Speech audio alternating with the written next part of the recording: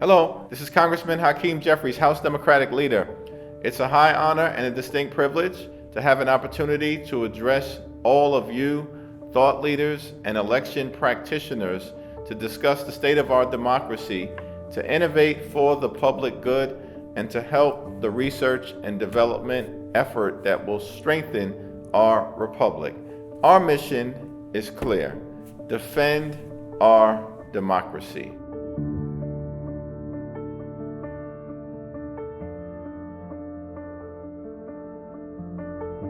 Everybody in this room knows we are up against a well-coordinated, well-funded, more than half a century campaign to move our country where there are fewer opportunities, fewer freedoms, fewer rights, harder times for working families, and a loss, perhaps most importantly, a loss of national unity and vision.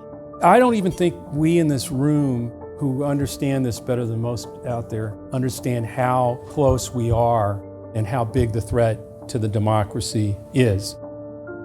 We need a variety of subject matter experts to look at our challenges in an effort to strengthen democracy and arm ourselves against authoritarian attacks.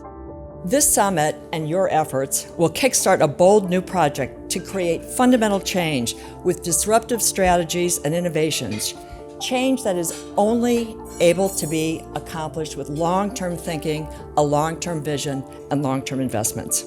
When Paige and her team first reached out to me and said that this was the idea and this is what she wanted to pull together, and would I be a part and help support it, I thought back to my time. I've worked both in progressive politics and also in the tech sector, and I thought, wow, both have a lot to learn from one another. The idea that we could adopt from that and really come up with some new ways to approach the challenges that we're facing was so exciting to me that I said yes.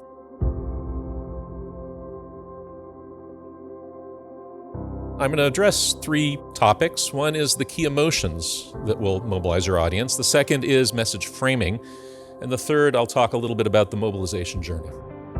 We took many of the questions in the survey and tried to segment the electorate into three groups. There's one group of the electorate, 35%, who we find to be very resistant to the othering tactics of the right, another 30% who are open to the othering tactics of the right, and then 35% of voters who really embrace the othering tactics of the right.